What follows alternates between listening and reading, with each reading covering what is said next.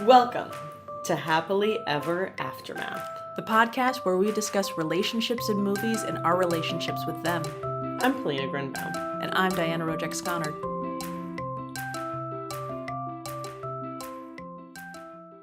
Hello, Diana. Hola, Polina.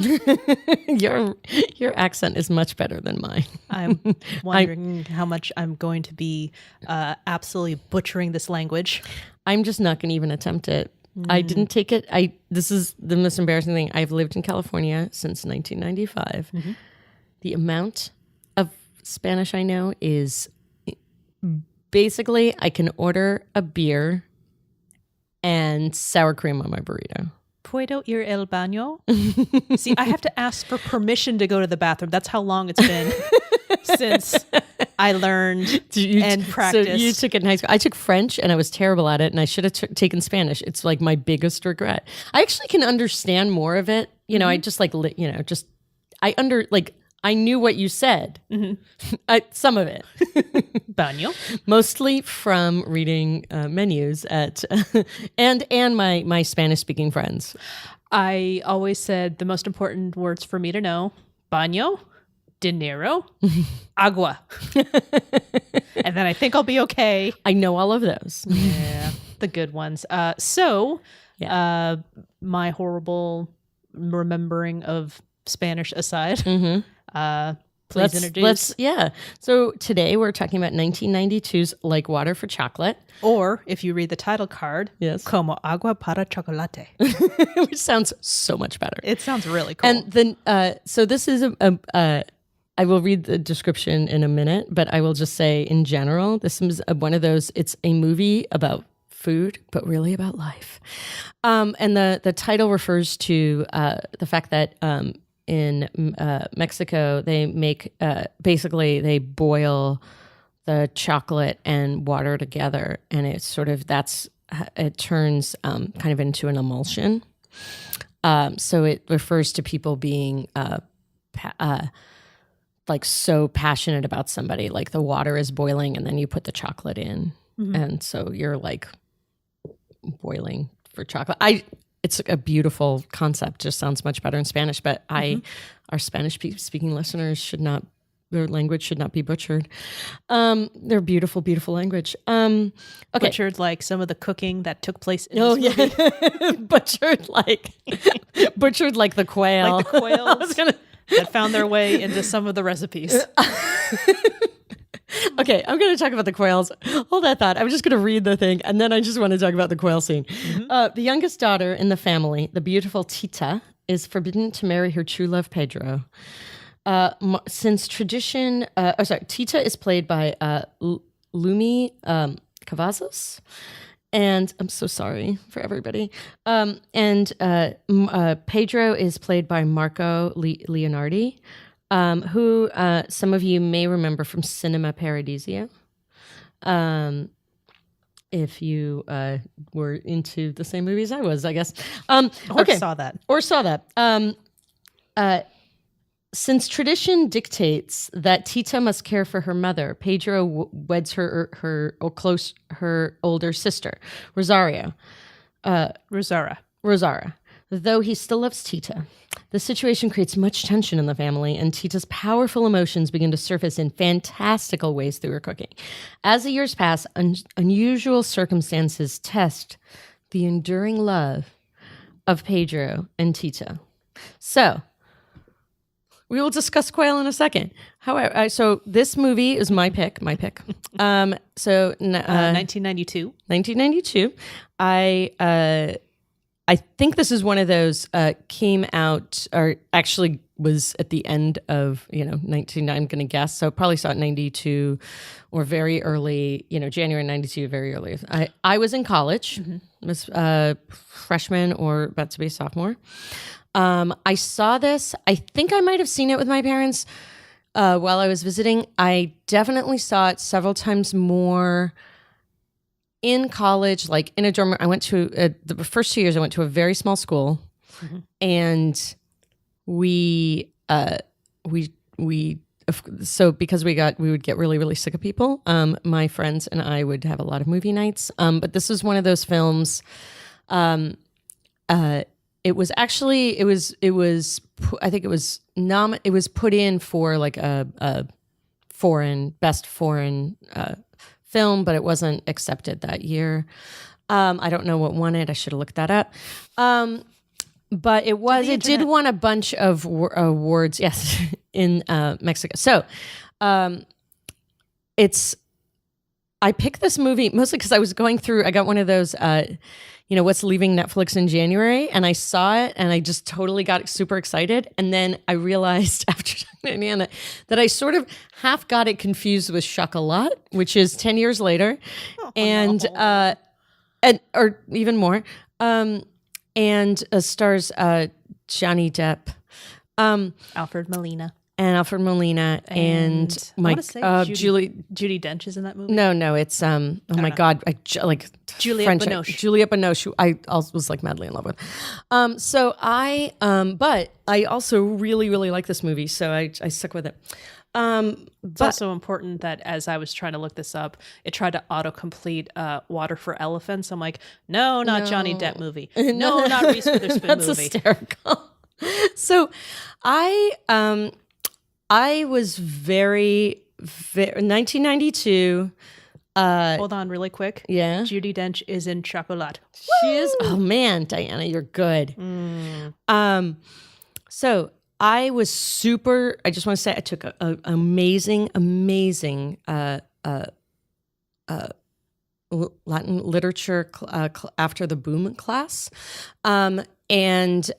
which is I think post 1960. I should know this, but it's been a very long time since I've been in college. Anyway, this was amazing, and I love. I already love this. This is. I mean, this is. Magic realism was like kind of became an obsession of mine. So this movie has a lot of magic realism.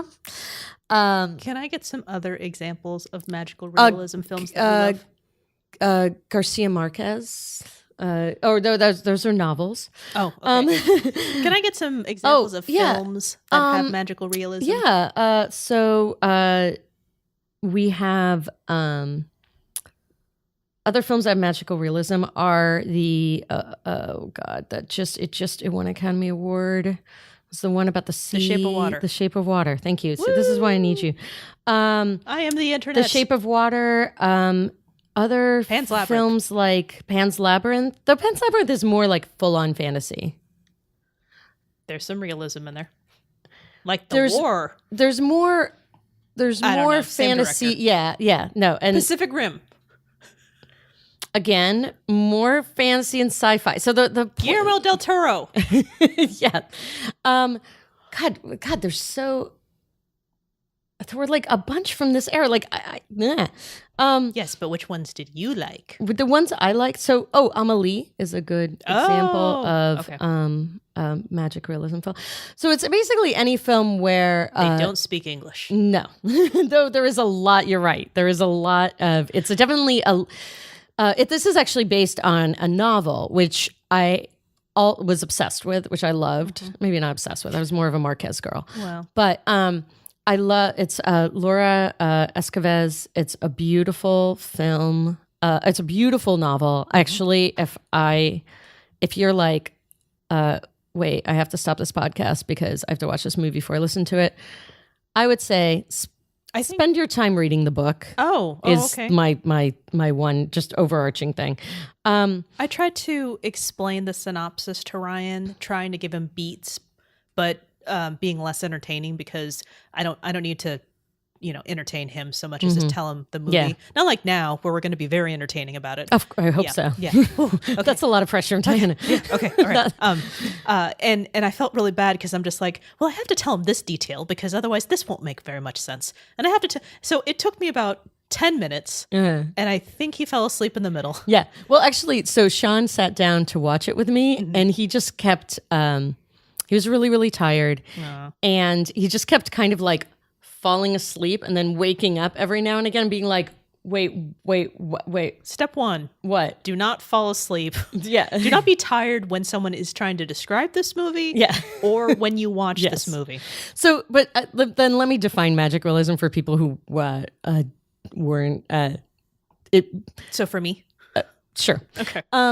Magic realism is basically the kind of focus is on realism. It's essentially that most things in the world, in the cinematic or novel universe, there's probably a much better thing on Wikipedia, are real. They are real. They take place. They follow the laws of our normal world. Okay. Our lived experience. However, there are touches of magic that get inserted in the world to move it along. And the idea of magic realism was basically that I will try to find this quote because I don't really want to butcher it, but Marquez has a pretty good quote about it, as I recall, about how it's sometimes, the weight of sort of history, like he was talking about Mexico, and he's like, the weight of history and the things that happen are so ridiculous that the only way to explain them or to try to make sense with them is that they had that there's some sort of magic involved. Okay. And I really, really, really want to find this clip, this quote. Mm-hmm. But anyway, so that is. We're a professional podcast. Yeah. If I was really good, I would find the quote, edit myself saying the right thing, but I probably won't. So editing is magical realism? Yes, actually. I refuse to believe. I think that, I think there's definitely a component of, growing up in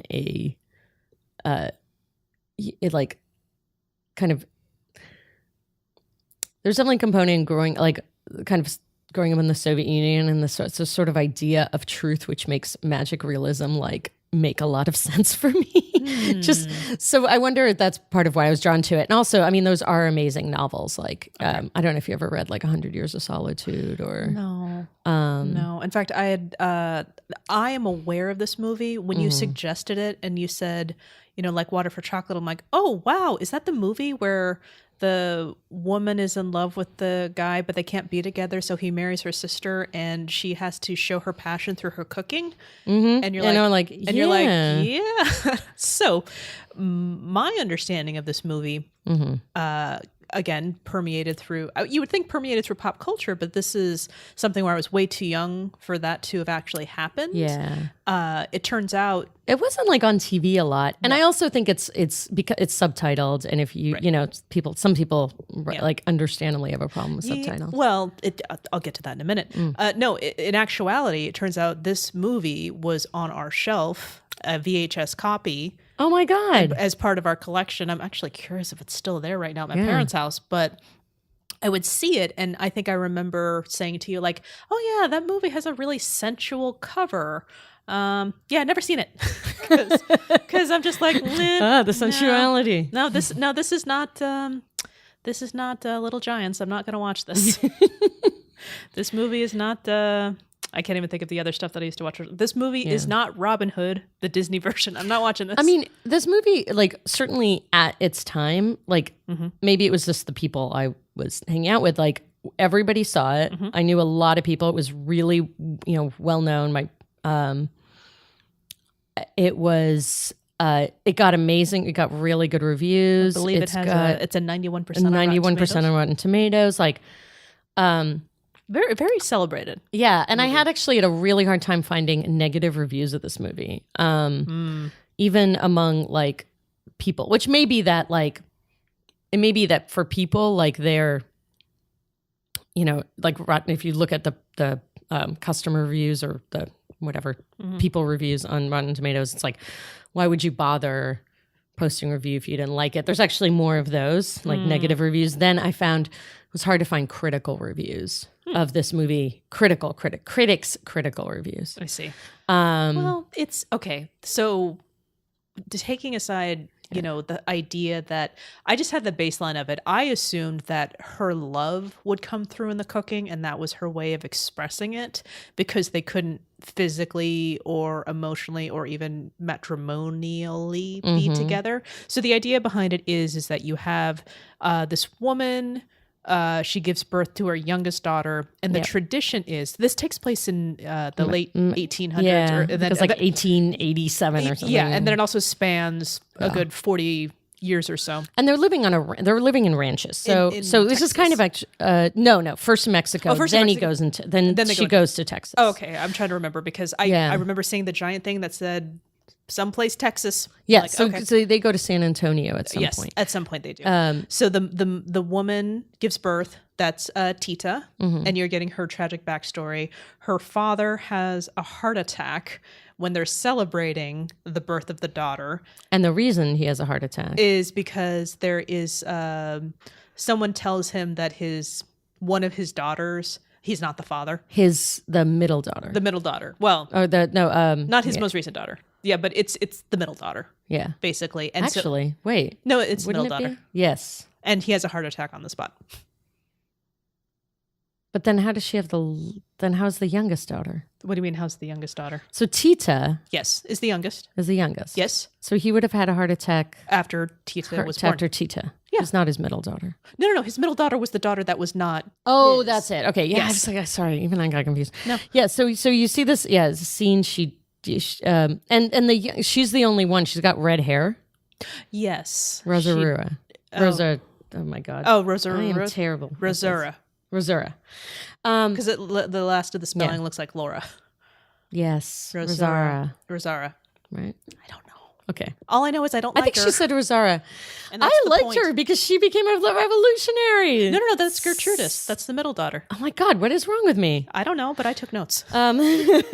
Yes, So- Rosara. Rosara is terrible. Okay, so she's terrible. she's the oldest daughter, and so you see Pedro and Tita. I mean, she's still fairly young. Yeah, But you see them like throughout their like they see them throughout their lives, and from day one, they just have total crush on each no, other. from day one, Tita has been told, well, it is tradition that the youngest is the one who cares for the mother. Yeah. So she's not allowed to marry. She's not allowed to have children. She's not allowed to do anything except take care of her mother. And the whole time I'm thinking, you have servants. Exactly. What are you doing? Also, you can do both. Yeah. You really can. I mean, this is a thing. I do know that this is like a historical thing. The I kind don't of wanna- important piece I don't of wanna them, smash tradition either. them living in ranches is that everyone's living very far apart. Yep. It's not like there's a town and she can like live next door, because the great irony is but they all live together. But they all live together. So Tita, Pedro pronounces his love to Tita, professes his love to Tita. He does. And she is like, really, really happy. And she's already was talking about how she basically felt like she was on fire, every time she saw him. And he goes, he professes his love, and she's like, I need to give an answer. She's like, wait, thinking I'm going to talk to my mom. And he's like, I need an answer now.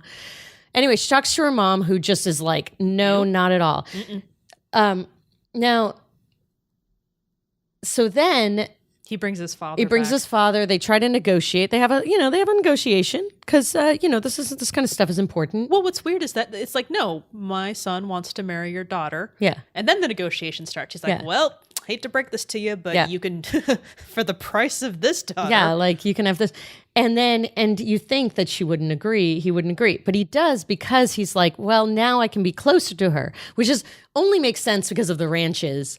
And then they move in. So like, seriously, you could have it all. You really can. In this case, Tita could have easily like taken care of her mother and had a love affair.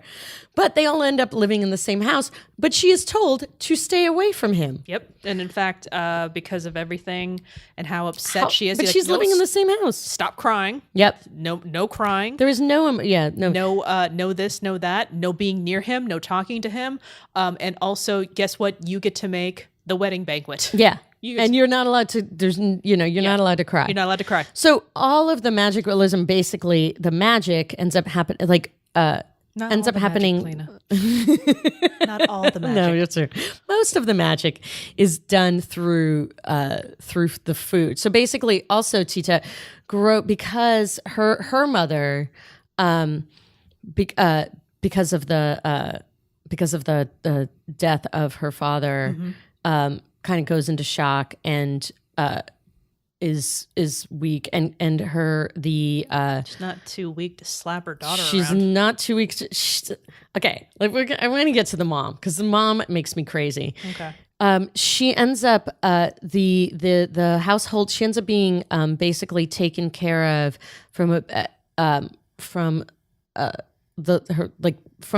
baby. She ends up staying in the kitchen and being fed tea and milk, hot milk. She bathes her mother. Yeah. But even when she's a baby, she basically lives in the kitchen. Yeah. And she becomes very, very close to the cook, who becomes her her real surrogate mother. Yeah. Yeah, like the person who understands, and she's the one that says the reason he's marrying your sister is because he wants to be close to you. Exactly. So cry now because you will not be forgiven if you cry tomorrow. Yeah. Yeah. And in the tradition of many, women with difficult, I want to say difficult, but that just sounds so like mild for this woman. She's a total shrew. She is absolutely horrible. Which is actually one of the things that irritated me about this movie is the mother is so two-dimensional. It's like, did I stumble into a Disney movie with a stepmother that I didn't know about and not realize it? And the thing is, it's funny, I realized watching this movie that most of what I remember about this is actually in the book. Oh, okay. That's how it didn't go. One of the ways it didn't go how I planned watching this movie. So you remember the book? I was like, oh, I remember all of these details and all of these kind of nuances and interesting things. And I was like, oh, yeah, they kind of gloss over that. And the mother's actually there's a little more to the mother where it makes a little more sense. Okay. And I, in a weird way, I realized, a lot of rewatching this movie, with friends or whatever, was twofold for me. Okay. So one was Pedro, who is played by Marco Leonardi, it's just beautiful. I also would fall madly in love with him. He's got the floppy hair. You know how I feel about that. And he's just beautiful. And he, and I loved him in Cinema Paradiso, which is, another movie that has some magic realism. I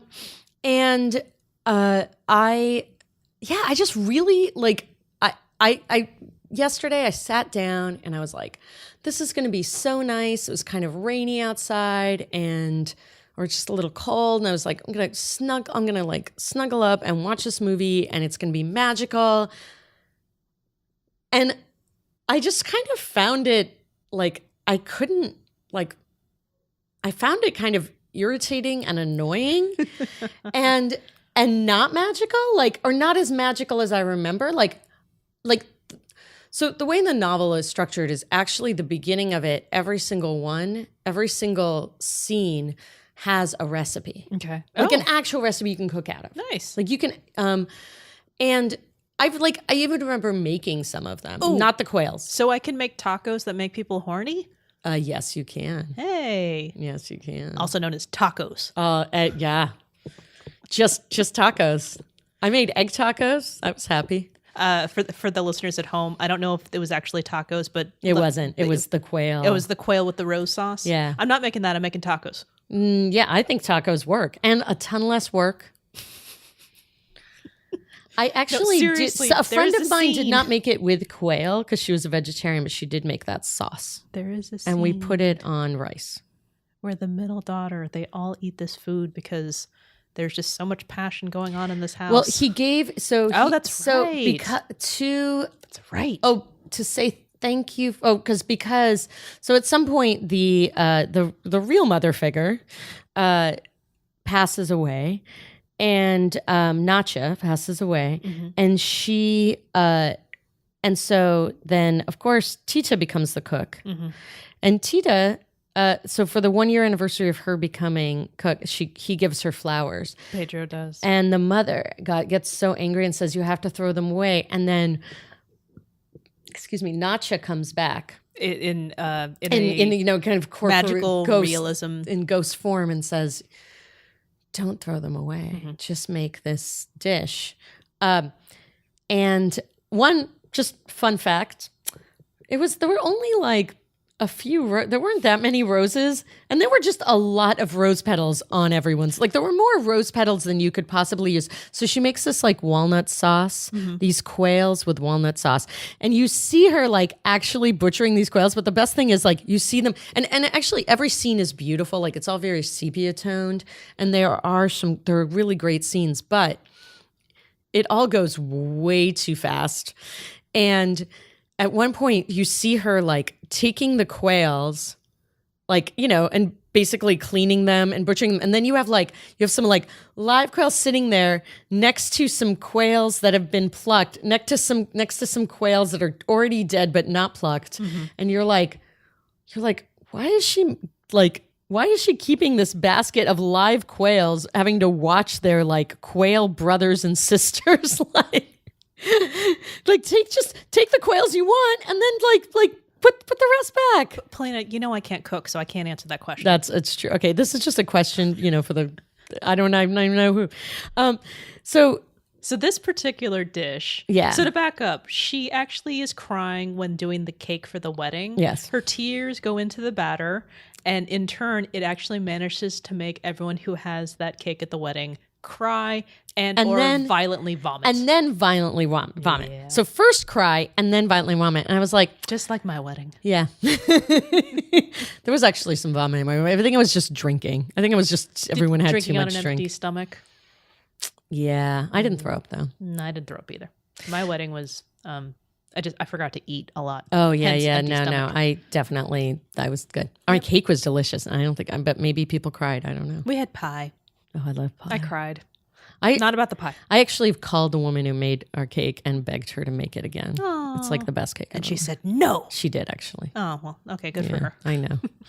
So there is a lot of this movie. So the quail with the rose sauce manages to ignite this passion in her sister. Oh shoot! It's not Gertrude. It's Gertrudis. Gertrudis, thank you. And she runs off and she goes into the shower stall outside, and the thing is set on fire because she's filling with passion. I assume that's just my and there's sparks, and then there's fire, and then she's completely naked and she runs outside. Apparently, she had made eye contact with someone with some earlier in the movie. Yeah, and they just caught eyes at each other. It's and a revolutionary. Something ignited him and drew him to her, and she jumps on the horse. Yeah, he was like doing some revolutionary activities. I don't know history nor cooking, so I cannot speak to this movie very well, but I can tell you that she jumped on that horse with him and she was never seen again. Yes, and so she basically runs out of the shower, and instead of running say back to the house, to tell anyone, she starts running. Yeah, she starts running, and then there's this great scene where he picks her up. She's completely naked, and he picks her up and just puts her on the horse, and then goes. And she's gone. And then, spoken in true Sopranos fashion, the mother says, "She is dead to me." Yes, exactly. She is dead to me. And frankly, good move. Then when she comes back... I'm sorry, good move for whom? Oh, for Gertrudis. Yeah, for Gertrudis. Because she comes back... Oh, wait, no, that's later. Yeah, that's later. Yeah, so she's been disinherited. Yep. Or disowned. She's been disowned.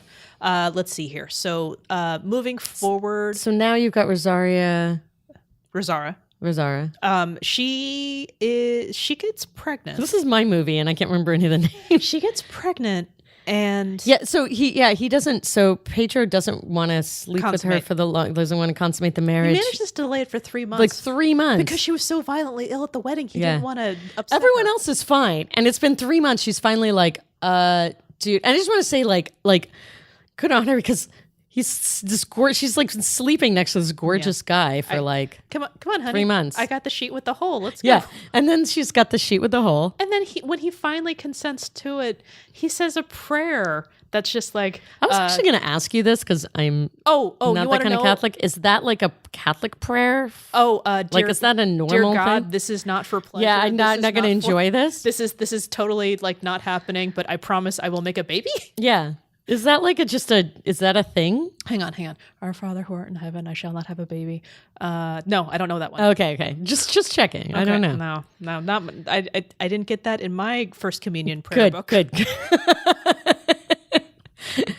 Though, abstinence only education. Would be that sheet with the hole in it. Yeah. Crap. Okay.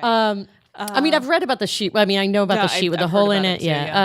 But I mean, that's several other cultures have that's that. There. She gets pregnant. And hey, look, in theory, it works the first time. Well, she gets pregnant, and what's, again, to just the fantastical, magical of the story, the baby, she's having a hard time with the baby itself. Mm-hmm.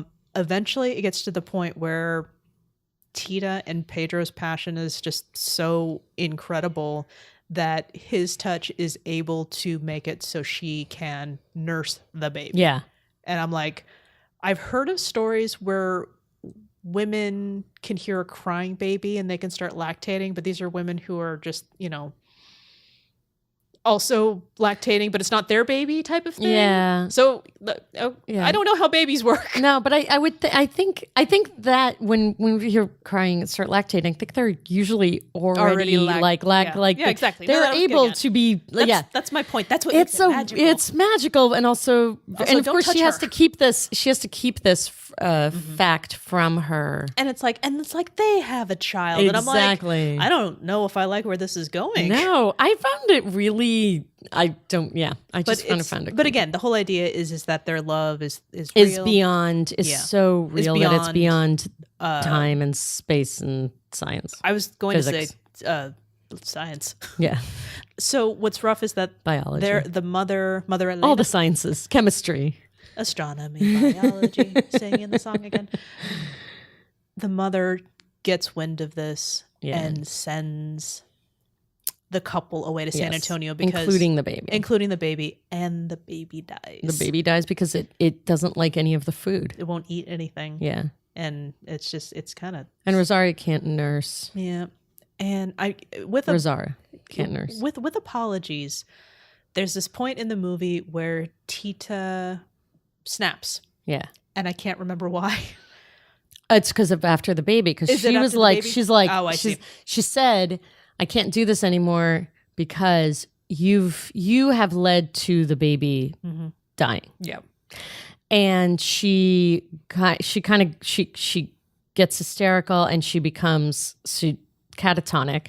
And a friend of the family, who weirdly is an obstetrician, but also seems to have like a psychology practice. So he basically takes her to San Antonio to this school, but it's a treatment center. I just cannot figure out what this is. It a sanatorium? I'm pretty sure it's his house. I think it's his house. It's his house. And then and he actually has they become friends, and he was there before. Her. Yeah, he was there before, and and they're friends. They're like, he's a friend of the family. Yes, family doctor. He's the family doctor, and he commented on how beautiful she is, and how wonderful she looks with the baby, and it's going to be amazing when she has her own, and she has to. And they say no, it's never going to happen. Ixnay on the baby. Yeah.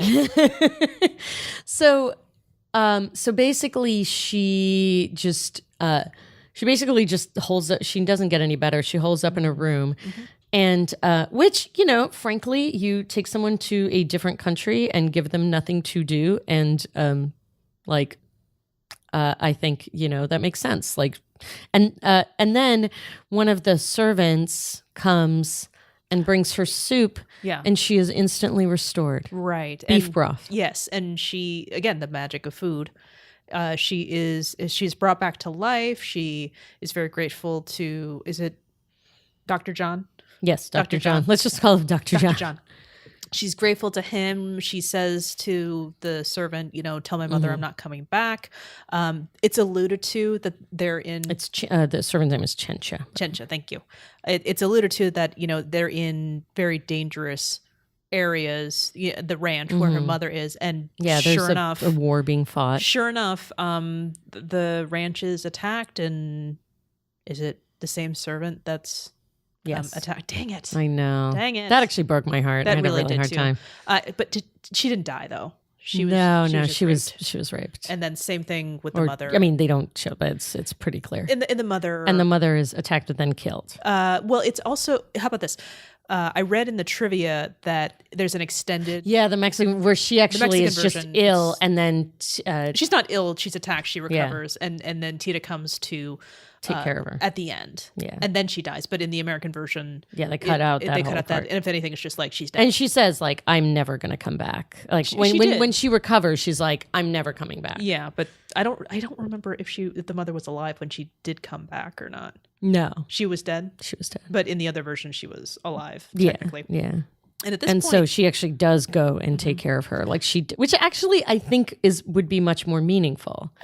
Yeah, I think so. But I was kind of happy that I was getting sick of this movie. Well, by this point, Tita is able to find a key, and she's able to find some old things that you see as the viewer, the mother going back to every time she's having like an emotional moment. And you see that, it turns out that she had, a lover, and that her second child is, not... And like she realized that she's basically saved his picture, and she says, "Oh, I now see her not as this like horrible shrewish woman." And I will say that this woman, even when the grandson dies, her grandson dies, she's like, "We will not have any tears in this house." Yep. Oh, that's right. No and crying. and basically she is. She's horrible to her daughter. She's terrible to everyone. She's a shrew. She doesn't even have a favorite either. No, she hates the middle one. She definitely hates the youngest one, and the oldest one. There you are. Yeah, I mean, just there's no good. I mean, she's obviously been running this ranch by herself. Like she's obviously capable and competent, but but what is it that you want out of life? Yeah, like she's treated as such a two-dimensional character that it becomes just ridiculously comical. Like as you said, it's like a Disney like evil stepmother kind of situation. But she's always there. It's one thing if one's the evil stepmother and you barely see her. Exactly, but she's like in every scene and controls every little thing, and you're like moment. You're like Pedro, like he must have been like, oh thank God, like, and then it's even more I get isolated. to go away. Just like brush my hair. Yeah. Open the door. And you're doing not this that wrong. wide. Yeah, not that wide. Like there's this scene where she there's just this scene where she's helping her mother, take a bath. No, she's giving her mother a she's bath. Giving There's her no mother helping. a bath. And granted, when you don't have around, like you do have to like refill, like you do need someone around to like refill the tank. It's too hot. Yeah. Now I'm too cold. I'm going to freeze. We used to not have enough hot water. Like the hot water heater wasn't turned up high enough, so we used to have to do that when we would take baths. Is we would arrange it with my husband, and I'm like, come in 15 minutes with this crab pot that I've put on the boil. Anyway, but and she's like, everything's wrong. Like it just gets worse and more ridiculous. Like she literally you never see her showing her like anybody an ounce of affection, like just a second of affection, even down to when her daughter is basically like just after she finds out that the grandson is dead, she kind of goes up into the top of like, I think it's a chicken coop or some sort of attic, and she just like lies there. And the first thing, like not even like a minute, her first thing she says is like, get rid of that ladder so she like can't come down. I mean, it's like and it makes it ridiculous then when Tita like realizes all she sees, she has evidence that there's a picture of a man. And she's like, I now see her not as this terrible, abusive woman who has, for no apparent reason, kept me from not only like happiness, but any pleasure of any kind. And didn't really, she didn't teach her how to cook. That's all that stuff she learned from Natcha. Yep. Like, or just anything. You never see her like instructing or all she, like, she's suddenly like, oh, now I see her as just a woman with a love affair. Frustrated love life. And I'm like, first off, one photo does not a frustrated love life make. And second off, like she never showed any kind of like, it just didn't ring true. And it made me a little crazy. What makes it worse is that unfortunately we still have a ton more of this movie to cover. And you think, oh yay, we're done. No. She comes back and she haunts this family. Yeah. So basically, so they... Well, hold on. Okay. So the mother is dead. There is a funeral. I can't keep it all straight, but a daughter is now born between Pedro and Rosaura. Yeah. Is that right? Yeah. Rosaura? Dang it. And who presumably have had, you washed the sheet with the hole in it. Well, what's also rough about that is she eventually confronts Tita and says, like, I need your help. I was jealous before that helped me. But see, now that Tita has a love interest in Dr. John, it's like, no, it's okay now. Oh, yeah. Dr. John asks Tita to marry him. Yes. She says yes. Yes. And then the mother dies and they all come back to the ranch. And he's coming to, like, ask permission, which I think is its own version. And then weird. they find out, like, oh. And so it's just like, oh, you're marrying him now. So like, help me win my husband back. There was also this thing where like the food. So then Tita's food gives Rosaura like various stomach issues because she promises terrible gas. So it was a miracle that she had the daughter that she did. And her older sister is going to maintain the tradition that, well, she's my only daughter now. She's going to take care of me. So she's not going to be able to get married or have children. And I'm like, so you'll never have grandchildren? Yeah. So you're just like, this is the only one. And they told you, like, you cannot have any more children. So she's just like, well, we got to keep up the tradition. We got to keep it. Yeah. Tita is pissed. So in her cooking, I know she's not blatantly doing it, but in her cooking, she manages to curse her sister with terrible flatulence and bad breath. And there was a third thing. You would think that like she would have figured this like the no. And it makes her fat. Yeah. So like her husband has no interest because she's bloated. Yeah. Yeah, that's interesting. But you would think like, and she still only goes her, back. only her still goes back and says, "I need your help. My husband's not interested in me because I'm." But she doesn't make the connection. No, she doesn't make the connection when like, hey, Tita's like, she's doubling at our wedding, like she's also doubling down on it. Not only is this the man that I knew you loved, yes, I married him. Help me win him back. Yeah. He does not find me attractive. I know, it's really weird. I don't understand. And Tita like is like, yes, I will do that. But you never really see her doing that. I don't remember. Oh, why. And then she has to reach. Oh, but she also has to help take care of the baby, the little girl. And then eventually gets to the point where she's so jealous. She's just like, no, you will never see this girl again. But in the meantime, though, because you can't, because you've cursed this.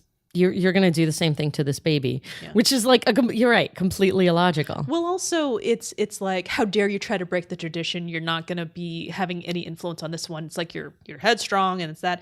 But in this same time, though, Gertrudis comes back. Yeah. And Gertrudis has since, she's basically now a Revolutionary War hero. She's a general. So you see her come in. She's a general. She's badass. And the thing is, the last time you see Gertrudis, she's essentially like naked on a horse, about to have sex with the general. Yep. But now she's become the general, and he is like, he will do. They have like clearly a great relationship. All of their I don't even know, is it their followers? That's not their followers, but like the rest of the group, army, the rest of the army is like yes, my general. Is like, you are.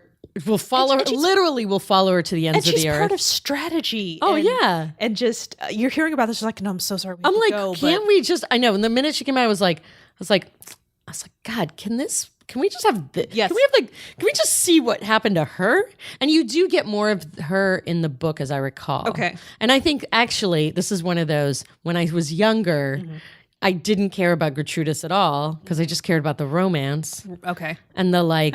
You're like me. Yeah, but this time I was like, oh my God, this Gertrudis is awesome. She's freaking so cool. She's so cool. When is she going to get her own so spin-off? badass. I know. I want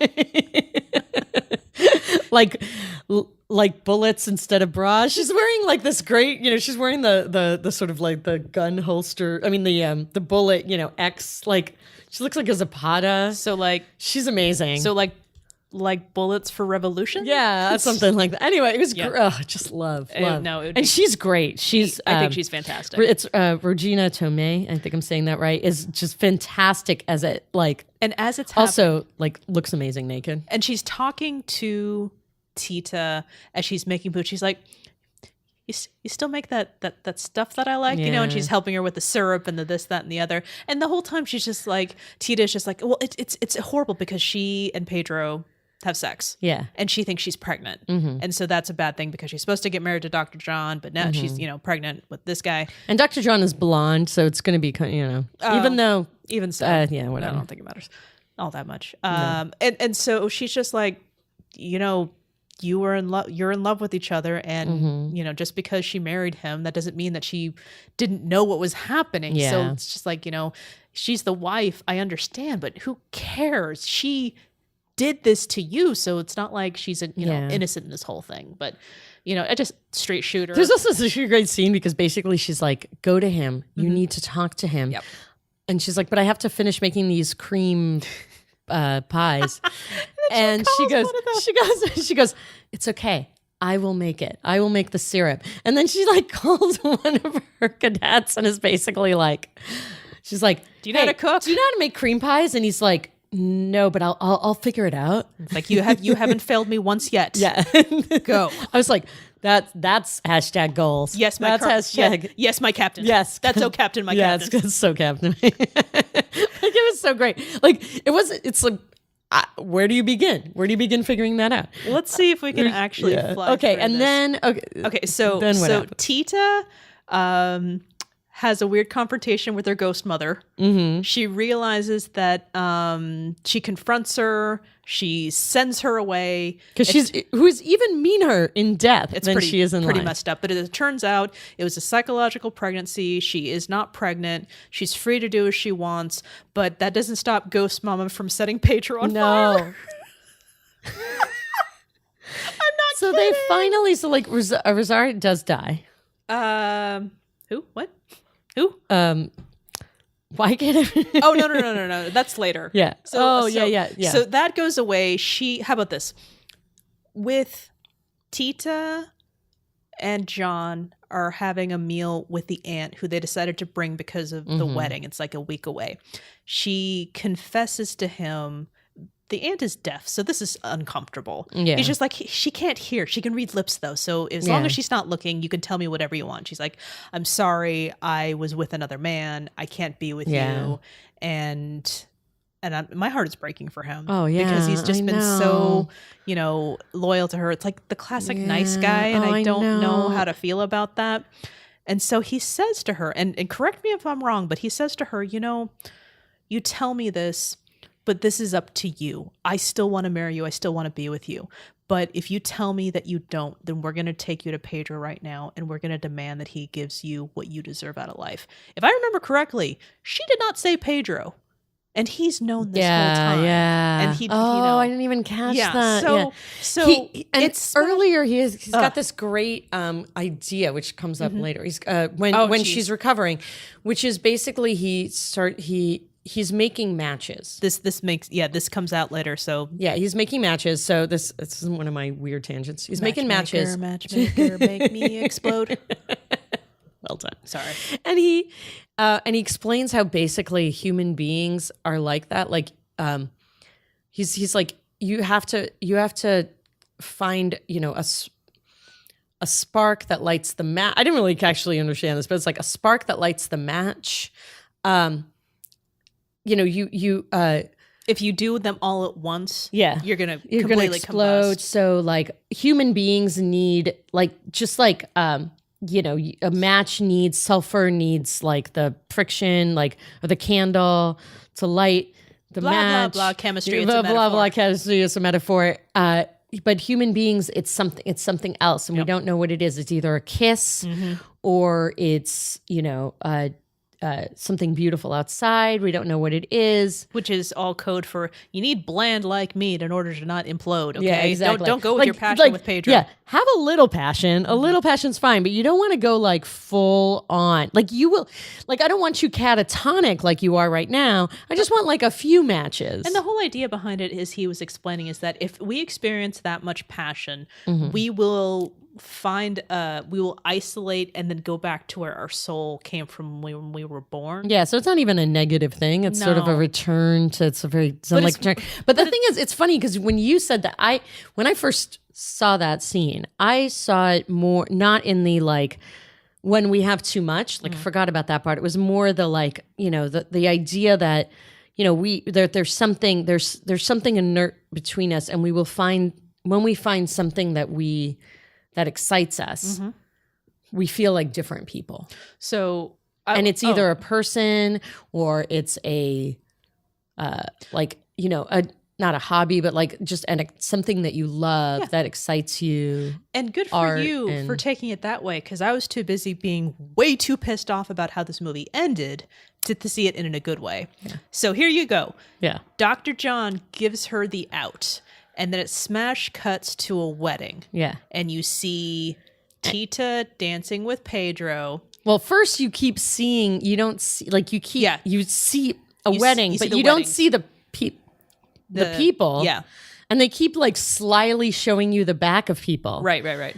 And then you realize, then it goes back and you realize it's actually the little girl. So Rosaura has passed away. And the daughter that they had is getting married. So it's now 18 years later. We didn't mention it earlier, but as it turns out, Dr. John had a son, presumably from he was a widower.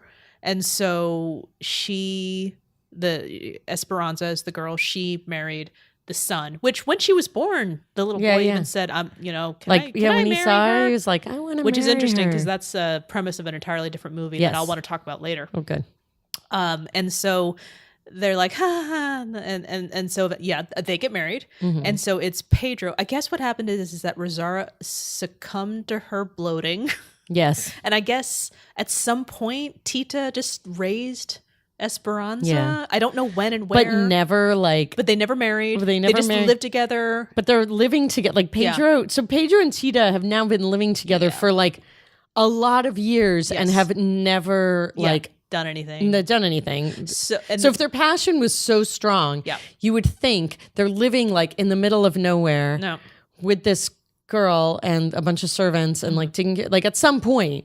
Well, that's just it though, is that in the end, you see Dr. John at the wedding as well, and you realize, it's the father of the groom, and this is the father of the bride, and there's a toast like, it's just so sad because he got it, what is it, Harvard?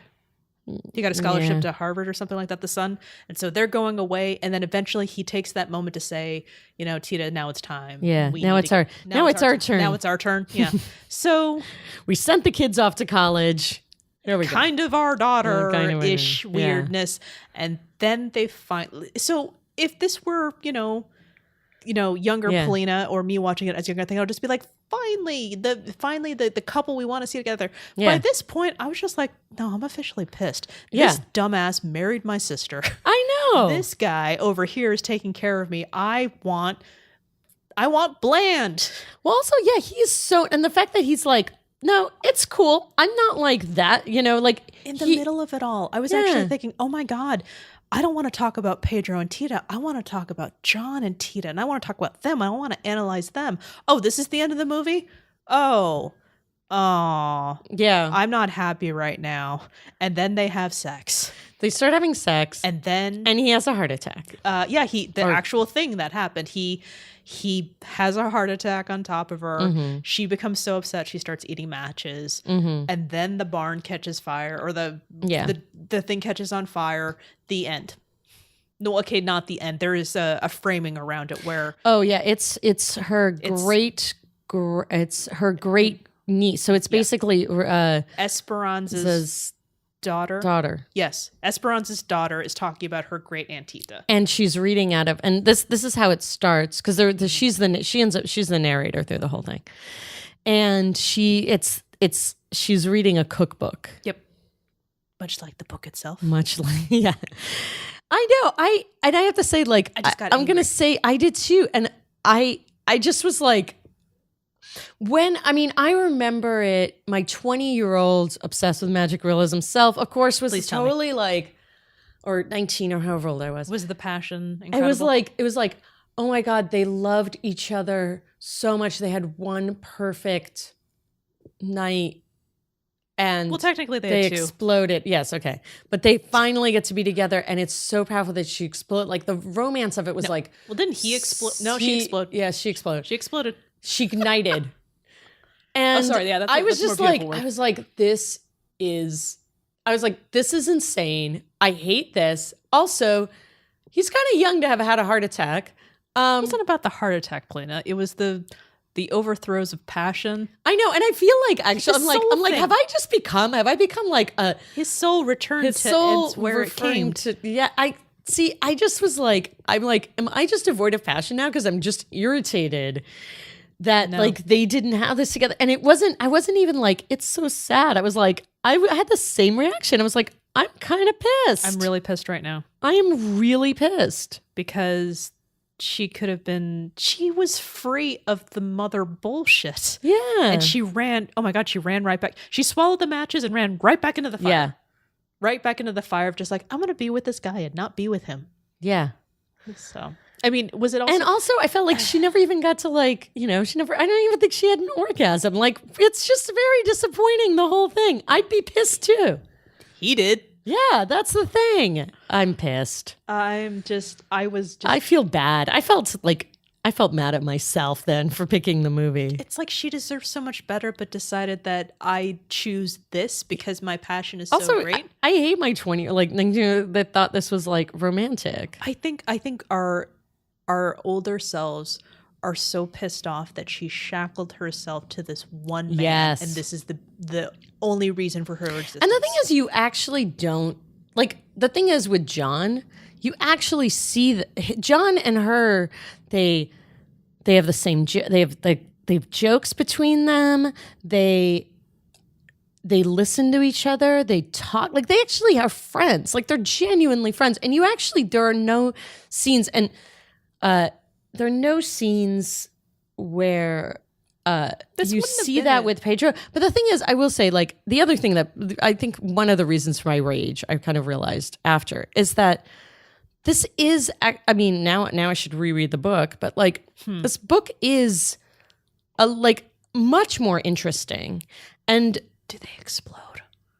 Yes. But it like somehow it makes more sense in the book. Okay. But I don't even remember. I read this, 25 years ago? Was there more to their courting? Yes. To their attraction to one another? Yes. Okay. There was just more to the whole thing. There was just more to it. Like it, and and even at one point, like my husband's like, this is based on a book, isn't it? And I'm like, yeah, of course. And he's like, yeah, it seems like it, because they just seem to be like ricocheting from one kind of point to another, one magic moment to magic realism moment to another.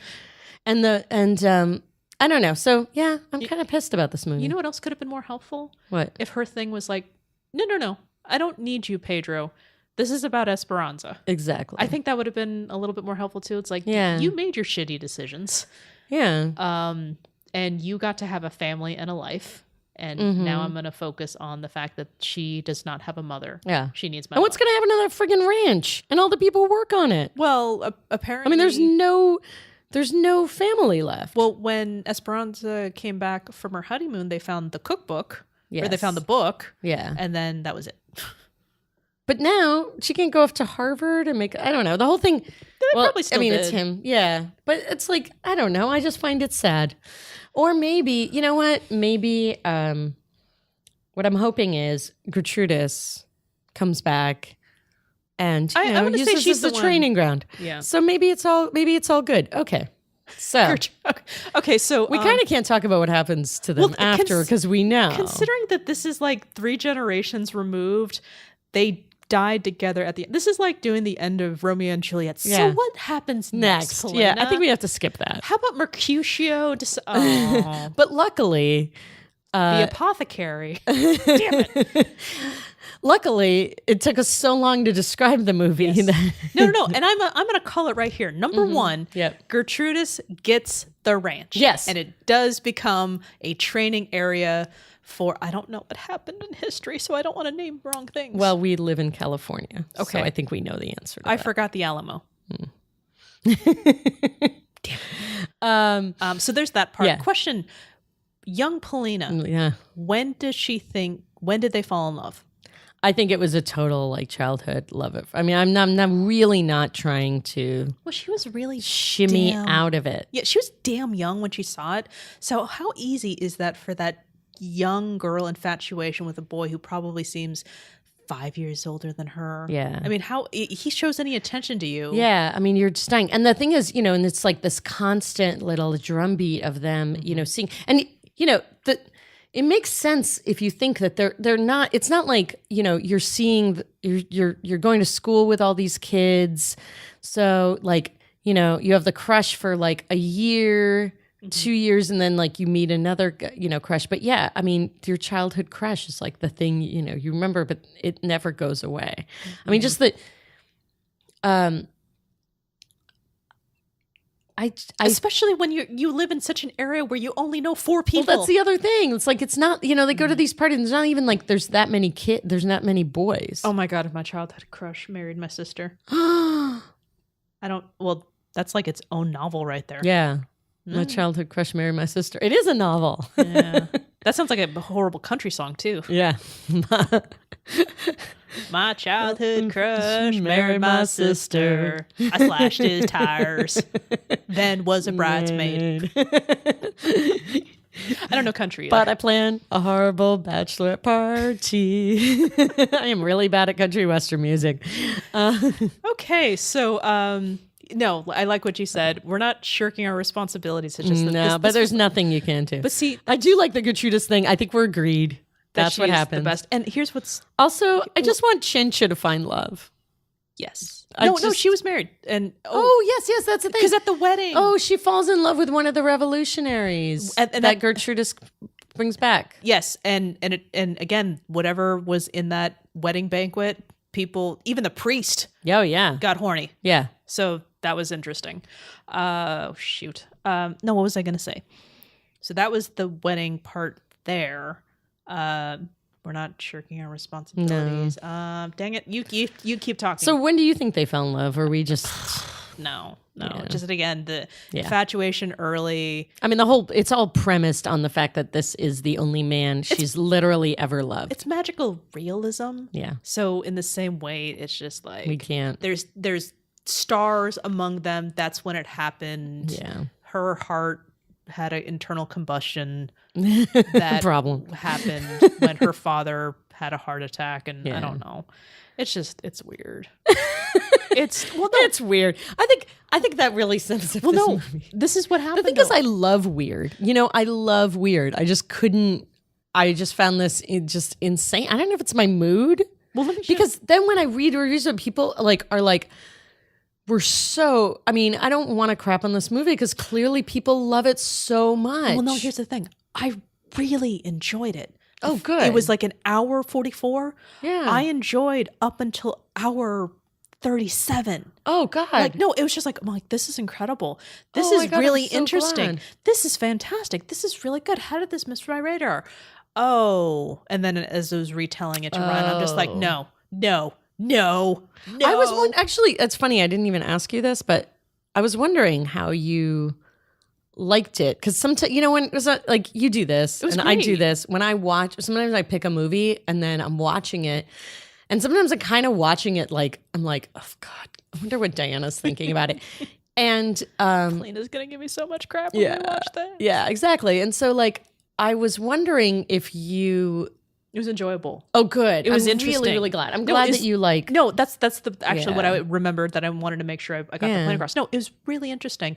It's just the end of it. I'm just like, oh, we're still going on this whole like deep rooted love thing. Okay.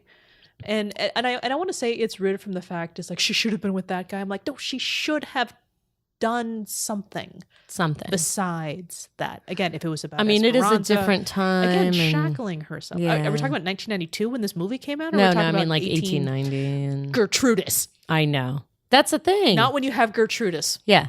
And she does make a move. She's like, I'm not going back.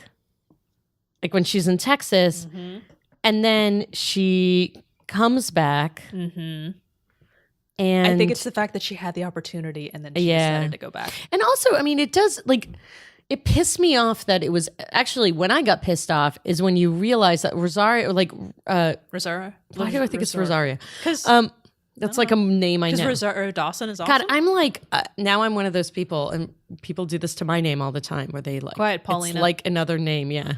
It's like a name they know. So I'm a fink. Yeah. And, yeah, but like... I mean, I don't know. I wanted to enjoy this movie so much more. And I'm so glad that you did, actually. I did. And it is like full of beautiful scenes. Like, it's gorgeous. Yeah. It's visually stunning. I think also the music doesn't do it any favors. I felt like the music kept really distracting me and making me like, it was too over the top. Okay. That isn't something that I noticed, so that was not part of it. A couple notes that I made here. Yeah, I mean, you were talking about. I was talking about how it's similar to a different movie, but which movie? Oh, have you ever? I'm sorry, listeners. I know these movies where I make these comparisons, and of course, the movies I know are always just crappy. Like, hey, she's all that, My Fair Lady. Hey, Whatever It Takes, and Roxanne, and Cyrano. And oh, hey, does anyone else remember that movie Simply Irresistible, where Sarah Michelle Gellar was a chef and her emotions go into her cooking, and there's a crab that helps her in the kitchen? Seriously, I called it the Helpful Crab movie. It's the Helpful Crab movie. I mean, to be fair, this actually is like the plot of several other movies. Like, I mean, Big Night, sort of, though without the magic realism. But that was my point, though. No, my thing is like, why do I know the crappy Sarah Michelle Gellar movie and not this movie? That's the point I was trying to get at. I know the crappy high school version of it. Hey, you know that movie 10 Things I Hate About You? Because it's Shakespeare. Yeah. There's only 7 stories in the world, Diana. And some of them are made in Mexico, and some of them are made with Sarah Michelle Gellar. Some of them are in the Bible. and they're all in the Bible. I also wrote down that the director, Alfonso Arau, he also did Three Amigos. I am still with you, El Guapo. Is it? Yeah, well, I've never seen Three Amigos, but it doesn't matter because I wrote down El Guapo. Mm-hmm. He also made other good movies. No, he didn't. But no, he did. He really did. No, really did. I had to write that down so hard, and then finally, as I kept staring at the actress that played Tita, I'm like, "What does she look like to me? What is happening? Why can't I get it?" Her expressions. She reminds me of Carrie-Anne Moss, Trinity from the. Oh my God! No, I know who you're talking about, but still. Oh my God! I was just looking at her, and I'm just like, there's something about her, the angles of her face that just, No, he. The director. He actually. He did. He made other good. He made Romancing the Stone. Oh yeah. There's actually a really good and a Miami Vice. He did A Walk in the Clouds and the Magnificent. He redid the Magnificent Ambersons, which actually I've never seen, but I love. No, he's also. He also did Coco. Oh no. He was a voiceover. He was a voice, not a director. No, he is a voice in Coco. He's an actor / director. Director. So he's done. This is not. It's. I feel like it's not fair that I only talk about. He didn't direct. He was an actor in Three Amigos. I want to be. I am still with you, El Guapo. And anyway, so good on you, Alfonso Arau. Arau. Yep. Well, I also looked at the actress that played Tita, and I'm just like, holy crap, she was in that movie with Kim Basinger with the devil child. Oh, really? Bless the Child, yeah. Oh my God. Then I watched the trailer for it, and then I read the full synopsis, and then I thought, oh, glad I didn't waste my time with that movie. That has a 3% on Rotten Tomatoes. Whoa, I've never seen a 3% Rotten Tomatoes. Oh, heck yeah. What is it called? Bless the Child. Oh man, I got to read the reviews of that one. Got Jimmy Smits in it. Oh man. Oh, and Christina Ricci. Wow. Yeah. She really I love. I even like Childhood because Christina Ricci. Yep. Anyway, so this kind of breaks our. Yeah, sorry guys, but this movie broke our brains. You can't. It broke our brain. Yeah, I'm sorry. I'm just glad you enjoyed it, and I'm so sorry for people who find this movie magical, and we're like super excited to like have people talk about it because we want to hear from you, though. We want to hear from you. We had an immediate reaction. It could just be me, like right now, sometimes but I've just become like cold-hearted and practical, I guess. Oh my God, are we the older sister and we're being punished? Oh my God, I am. We did have ramen. We did. Yeah. Okay, and now it made us cold. Isn't it supposed to make us warm? I don't know. I don't know how this works anymore. I think we're just bragging now that we had ramen. It was really good. It was really tasty ramen, yeah. All right, so there it is. Yep. Like water for chocolate. Like water for chocolate. Your mileage will vary, apparently. But I seriously, the book is really, really beautiful and charming and a really easy and or just like a very pleasurable read. Like it's it's one of those great like it's really juicy, it goes really fast, but it's fun to read. But I haven't read it in 25 years. And we, when I had my, ill reaction to When Harry Met Sally, I had a few people come to me like, how could you? You missed this and you totally missed the point of this. So if we miss the point of something, please let us know. We want to hear it. If I'm just like the old cranky, aunt in the corner that doesn't understand romance, then yes, I need people to tell me this. I need to remember what it's like. And maybe the fact that I had such a visceral reaction to it is a sign that it did something I think it did, that you were pissed because you said you were really enjoying this. Really enjoying the movie, really enjoying the storytelling. I mean, yes, I was really upset at the mother, but I'm just but the mother was horrible. You were supposed to be upset supposed to hate the mother, and the whole time I'm just thinking, yes, she can't do anything because she has to take care of you. It'll solve that, you not being alive. I was just I thought I knew it was going to happen, so I was like poison that woman. Also, she's like staying in Texas and everyone keeps complaining about the cook and the like quality of the food. Really? Yeah, in Texas, like they keep making mention of like the actual cook, cook that the Dr. John's cook. Try firing her. But then I mean, obviously she's really good with the kids, so I think that's that. Okay. But you would think you have someone who knows how to cook in the house, who is like depressed and alone, and doesn't like. Maybe have her cook. Like, just nothing about that. I don't know. We didn't even touch on the fact that she was in his care, so he probably shouldn't have fallen in love with her. But no. I was about to touch. I think he was in love with her before that even happened. He was because remember he asks about her, but still, then that makes it even creepier. Well, it was back in the day. You know what? He's a lovely man. Well, that's just it. That was like he's cool with the fact that she is just like would rather live a like chaste in a house. Being chased with her. I honestly don't think it would have been a companionate marriage, though. I mean, even though they kind of portray that it would have been because he's not the love of her life, I think there's something there that is real. And, definitely. And it's not exploding, but you don't need to explode to have a passion. Also, like they do delight each other, make each other laugh, and they clearly like you see the scenes when they are together. There's something like they're kissing. They're not. It's not like it's not fully chaste. It's something. It's something. Okay, so back to where we were before. Yes. Go ahead and yell at us on Facebook. Please. Okay, don't yell at us. Well, maybe, yeah. Counterpoints are absolutely welcome. Yes. We're at Happily Ever Aftermath. And I think if you want to get into some serious details, we are at contact@HEAMCast.com. Mm-hmm. And we are on Twitter at HEAMCast. HEAMCAST. If you like us, please leave us a review. I know we were kind of like spewing a lot of anger right now, but this is our truth. Yes, we're speaking our truth. This is our Gertrudis. Crap. Now I'm obsessed with her. She's kind of awesome. Yeah. All right. Go read the book. Yeah. And if you want to listen to some other lady-led podcasts, you can search on the social media outlets #LadyPodSquad. Some great stuff. And they have a store now. Oh, yeah. They got merch. Which is very cool. Yeah. I'm going to get me some t-shirts. I'm going to make these because all I have is like a sticker that I got from Pod Squad that isn't like seen better days. I had to peel off my sweatshirt. Well, I made that, so. Yeah. Okay. That's true. That's what I mean. All right. So there it is. Like water for chocolate. See you next time. Thank you. Bye. On the next episode, we will have a special guest, Ryan, talking about the Bourne identity. See you then.